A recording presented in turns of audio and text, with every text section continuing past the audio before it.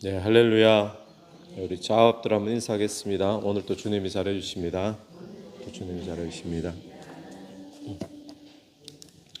오늘 열왕기하 18장 1절에서 12절까지 말씀 우리가 읽었습니다. 오늘 말씀에는 이 히스기야 왕에 대한 이야기가 나오고 있는데, 이 히스기야 왕의 평가는 이 다윗 이후에 이 남북 왕조를 통틀어서 이 가장 탁월한 왕 중에 하나로 그렇게 평가가 되어집니다. 열왕기의 기자가 왕들을 평가할 때 기준이 이제 악한 왕들은 느밧의 아들 여로보암의 길로 이렇게 늘 빗대어서 이야기 기준을 삼죠. 또 선한 왕, 하나님 앞에 정직한 왕을 삼을 때는 다윗의 이렇게 이야기를 많이 하는데, 근데 다윗의 길로 갔다라는 그런 왕들은 지금 세 왕만 그렇게 표현이 됩니다. 첫 번째가 아사 왕, 그리고 요시야 왕, 오늘 히스기야 왕. 그러니까 히스기야 왕이 굉장히 하나님 앞에 신앙적으로 이렇게 잘 서 있었던 그런 왕으로 보죠. 3절을 보시면 히스기야가 그의 조상 다윗의 모든 행위와 같이 여호와 보시기에 정직히 행하여라고 말합니다. 이렇게 표현된 왕이 그 남유다의 여러 왕들 가운데도 이 세 명의 왕, 그 중에 하나가 히스기야 이렇게 들어가는 거죠. 이 히스기야가 그러면 어떤 일을 했길래 여호와 보시기에 다윗의 길로 가고 정직히 행하였다 이렇게 표현을 하는가? 이유가 무엇인가 하면 4절부터 나오는 말씀인데요. 그가 여러 산당들을 제거하며 주상들을 깨뜨리며 아세라 목상을 찢으며 모세가 만들었던 놋뱀을 이스라엘 자손이 이때까지 향하여 분향함으로 그것을 부수고 노우스단이라 일컬었느니라. 첫 번째는 뭔가 하면 산당을 제거하고 우상을 깨뜨렸다는 겁니다. 그런데 여기 보면 이 모세가 출애굽할 때 광야에서 사람들이 불뱀에게 물려가지고 죽어갈 때 놋뱀을 높이 달았잖아요. 그 놋뱀이 놋으로 만든 그 뱀이 아직까지 있었던 거예요. 그런데 이걸 지금 갈아버렸습니다. 깨트려 버렸어요. 이거를 왜 그랬을까요? 이 귀한 유물인데, 그죠? 역사적인 유물이 될 수 있는데 이렇게 깨트린 이유는 사람들이 이걸 통해서 그때 그 하나님의 역사, 은혜 이걸 기억하고 기념하면 좋을 텐데 이게 또 하나의 우상처럼 돼가지고 그 앞에 가서 하나님 대신에 섬기고 아마 그랬던 것 같아요. 그러니까 이것도 우상이 돼버린 거예요. 그러니까 히스기야 왕이 이것까지 깨트려 버렸습니다. 그리고 5절에 보면 히스기야가 이스라엘 하나님 여호와를 의지하였는데 그가 전후 유다 여러 왕 중에 그러한 자가 없었으니 곧 그가 여호와께 연합하여 그에게 떠나지 아니하고 여호와께서 모세에게 명령하신 계명을 지켰더라.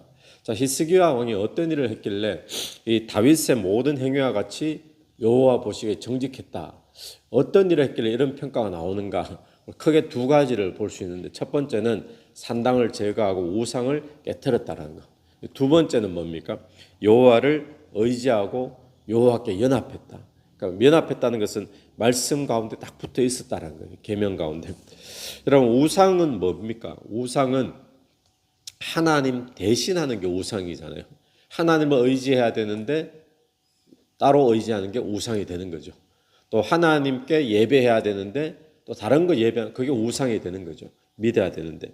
그 우상은 하나님을 대신하는 것들이 이때까지 남아 있어가지고 사람들로 하여금 하나님을 바라보지 못하도록 지금 계속 만들고 있는 겁니다. 여러분, 이 히스기야 왕이 했던 것을 종교개혁이다 이렇게 우리가 표현을 하는데, 이 나라의 진정한 개혁은 어디에서부터 시작되는가 하면 하나님께 집중하지 못하도록 만드는 것, 또 하나님을 대신하는 것, 이런 것들을 끊고 제거하는 것에서부터 개혁은 시작이 되어진다는 겁니다. 오늘 또 우리의 인생의 진정한 개혁은 어디서 일어날까요? 우상 그대로 놔두고 또 하나님 외에 내가 의지하고 믿고 그거 그냥 그대로 놔두고 교회 열심히 다니고 예배 열심히 드리고 이런다고 개혁이 일어나는 게 아니라, 개혁의 출발은 하나님을 대신하는 것, 그것을 깨트려 버려야 됩니다. 또 하나님께 집중하지 못하도록 만드는 것, 그것을 깨트려 버려야 돼요. 그러니까 하나님 대신에 내가 더 의지하는 것, 이것을 깨트려 버리는 겁니다. 이 히스기야가 그렇게 했다는 거예요. 그것이 다윗의 모든 행위와 같이 여호와 보시기에 정직하였더라. 오늘 또 저와 여러분이 인생을 그렇게 평가받게 되기를 간절히 바랍니다. 두 번째가 여호와를 의지했더라. 그러니까 어떤 결과가 생겼습니까? 7절부터 보시면 여호와께서 그와 함께 하시며 그가 어디로 가든지 형통하였더라. 제가 아수르 왕을 배반하고 섬기지 아니하였고, 형통했어요. 어디로 가든지. 그리고 아수르를 늘 섬겼는데 이제 아수르를 배반하고 아수르를 안 섬기게 되는 그런 일이 벌어졌다는 거죠. 여러분, 형통의 비결은 무엇입니까? 우리가 형통하기 위해서 우상을 쫓잖아요. 형통해 보려고 점도 치러 다니고 굿도 하고 사람들이 그렇게 하죠. 하나님 외에 하나님도 믿지만 형통해 보려고 사람도 의지하고 다른 것 믿고 그렇게 나가잖아요. 그런데 눈에는 보이지 않지만 하나님만 의지하는 것. 그게 어제 우리가 보았던 본문 속에 여호와를 경외한다는 것은 오직 여호와만이었죠. 오직 여호와만.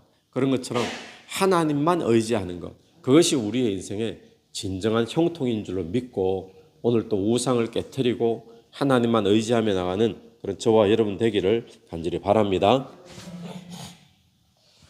이 9절 이하에서는 9절 이하에서는 이 사마리아가 북이스라엘이 멸망하는 이야기를 한 번 더 소개해 주고 있습니다. 우리가 어제 그저께 보았던 본문인데 이 아수르의 왕 살마네셀이 와서 3년을 사마리아 성을 포위하고 그리고는 함락을 시키는 그 장면을 다시 9절, 10절, 11절 이렇게 이제 소개를 하는데 그러면서 한 번 더 반복하는 이야기가 북이스라엘이 멸망당한 이유가 도대체 무엇인가? 정치력이 약해서 국력이 약해서 이렇게 소개하지 않고 12절을 다시 보십시오. 12절을 한 번 더 소개합니다. 북이스라엘이 왜 망했는가? 이는 그들이 여호와 말씀을 듣지 아니하고 그의 언약과 여호와의 종 모세가 명령한 모든 것을 따르지 아니하였습니다. 자, 오늘 보니까 형통한 것 언제 형통하는가? 또 망하는 것 언제 망하는가? 이 두 가지가 같이 대조되어 있어요. 그죠? 히스기야 왕이 형통했을 때 하나님만 의지할 때, 또 하나님이 기뻐하지 않는 우상을 깨트릴 때. 그런데 북이스라엘이 망하게 된 것 무엇 때문이라는 거죠? 우상 숭배였습니다. 우상 숭배. 하나님 말씀 따르지 않고 언약 바깥에 살고. 여러분, 오늘 저와 여러분에게 인생이 망하느냐 형통하느냐 어디에 달려 있죠? 오직 하나님만 섬기느냐 아니면 하나님 외에 다른 걸 내가 붙잡고 나가느냐. 오늘 저와 여러분이 하나님 앞에 형통한 인생 되기를 간절히 축원합니다. 그러고 난 뒤에 보면 13절 히스기야 왕 제14년에 아수르 왕 사네립이 아수르의 왕이 바뀌었습니다. 아까 전에 아수르 왕 살마네셀이었잖아요. 살마네셀이 북이스라엘을 멸망시켰습니다. 근데 세월이 이제 조금 흘렀어요.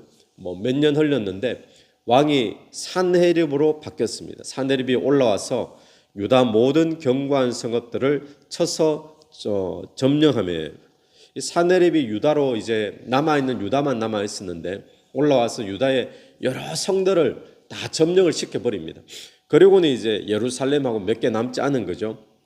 그때 히스기야가 어떻게 반응을 했는가 14절 보시면 유다의 왕 히스기야가 라기스로 사람을 보내어 아수르 왕에게 이르되 내가 범죄하였나이다. 나를 떠나 돌아가소서. 왕이 내게 지우시는 것은 내가 당하리이다 하였더니 무슨 이야기입니까? 물러만 가주면 내가 왕이 해달라는 거 다 해주겠습니다.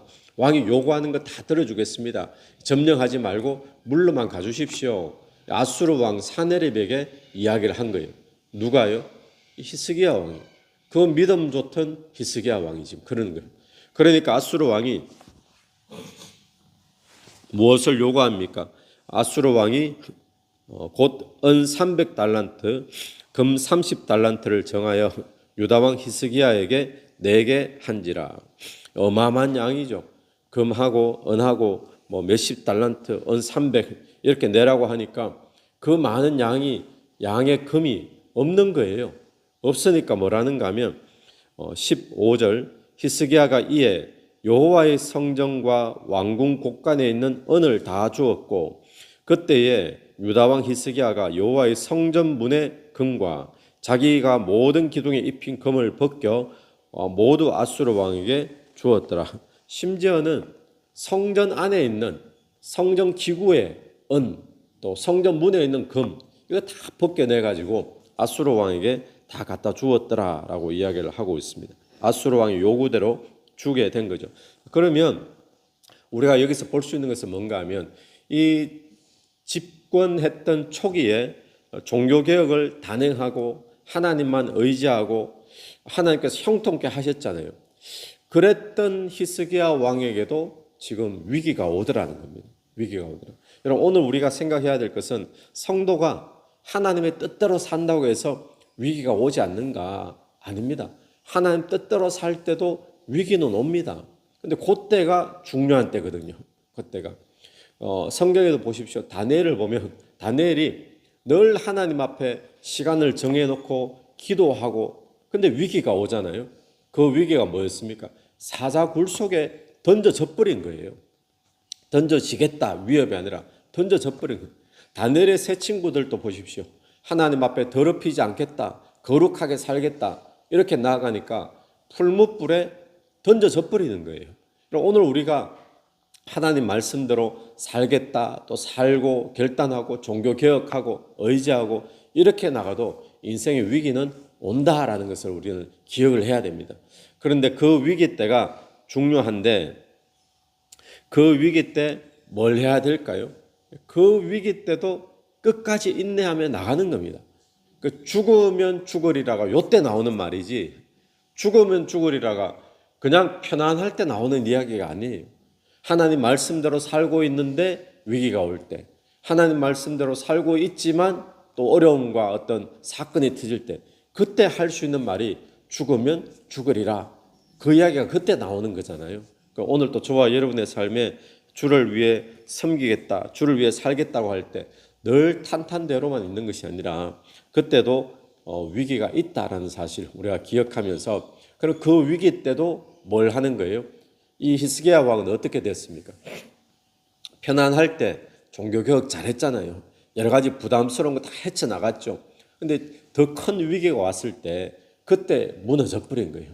오늘 저와 여러분의 인생의 신앙 때문에 오는 위기, 그 앞에 다시 한번 더 결단하십시오.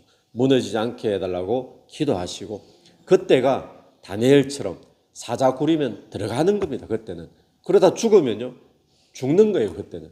우리가 그런 신앙, 그게 순교의 신앙이잖아요. 그러다 풀무불에 들어가서 다 죽으면 내만 손해인데 그게 아닙니다. 그때는 죽어야 되는 거예요. 그래서 수많은 교회 속의 역사 속의 사람들이 그때 다 순교를 하는 거죠. 안 그러면 기독교의 순교가 어디에 나오겠습니까? 그런 위기가 있을 때 순교의 신앙 가지는 저와 여러분이 되길 바랍니다. 또 한때 그렇게 종교개혁하고 다윗의 길로 갔던 그 히스기야도 문제와 고난, 위기 앞에서 지금 무너지고 흔들렸죠. 그럼 오늘 저와 여러분 위기가 오면 어떻게 이길 수 있을까요? 성령 충만밖에 없는 줄로 믿습니다. 그러니까 위기 때도 성령 충만, 보혜사 성령 의지하면서 이 위기 속에도 끝까지 주님 의지하고 나가는 그런 저와 여러분 되기를 간절히 축원합니다. 같이 기도드리겠습니다. 하나님 아버지, 하늘을 감사합니다. 우리가 가지고 있는 우상, 하나님을 대신하는 것, 그것부터 깨트리고 끊어버리는 것이 우리 신앙의 종교개혁인 줄로 믿습니다. 하나님만 의지할 수 있도록 다시 한 번 더 은혜를 베풀어 주시옵소서. 하나님, 인생의 위기가 오고 또 어려움과 고난이 왔을 때 그때 신앙으로 인내해야 될 때인 줄로 믿습니다. 하나님, 히스기야 왕의 모습을 보면서 다윗의 길로 정직히 행했던 그런 히스기야도 흔들리고 넘어졌는데, 오늘 우리가 넘어지지 않을 수 있는 근거가 있다면 그것은 성령 충만한 것밖에 없는 줄로 믿습니다. 오늘 또 인생에 고난이 있을 때도 끝까지 성령 충만하여 하나님만 믿고 의지하는 저희들 될 수 있도록 도와주시옵소서. 이 새벽에도 기도하며 나갈 때의 기도 속에 성령께서 역사해 주시기를 간절히 원하오며 예수님 이름으로 기도드립니다. 아멘. 오늘도 예수 이름으로 승리하시는 하루 되길 바랍니다.